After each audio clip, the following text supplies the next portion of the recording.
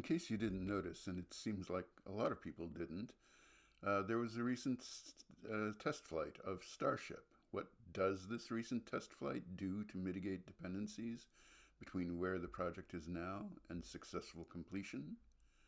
Starship has a very long chain of dependencies between where it is now and where it has to be in order to be useful. But iterative project management, which I hesitate to call agile because it isn't even agile or bad agile or anything like what any system of agile practice would tell you to do, can hide dependencies from project participants and even more so from outside observers. Planning each iteration goes smoothly enough. It's easy to see what makes sense to do next, even on a complex project like Starship, but it's difficult to see how a chain of dependencies can doom a project without any up-to-date analysis of how those dependencies will play out. This isn't a big worry in software development projects. Software has very few hard dependencies.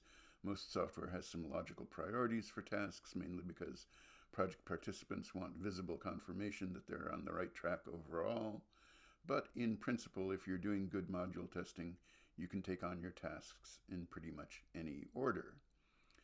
There are big dependencies, like making sure the Starship upper stage's control surfaces don't get damaged to the point where catching a Starship upper stage is unsafe. There are many smaller dependencies, like showing the so-called hot staging won't damage the booster. There are even more dependencies if you want to go beyond Earth orbit. To get to the moon, which other rockets are capable of doing, Starship will have to show that multiple launches of Starship can dock in orbit and refuel a Starship upper stage while in orbit in order to go beyond Earth orbit. Each refueling launch has to run like clockwork without serious damage to the refueling rockets. While there are cases of taking rocket fuels up into orbit and transferring them specifically to the ISS for its maneuvering thrusters, nothing like the quantity of fuel Starship would use to go beyond Earth orbit has ever been launched into space and transferred. If those dependencies aren't met on schedule, the whole project slips until the next test launch. Thus far, every test launch has expended both the booster and the Starship upper stage. Even though a recent booster was caught, it's not being reused. But if an attempt to catch and reuse either part of the rocket goes badly, there's only one complete launch facility right now, and repairs to that facility would delay subsequent launches.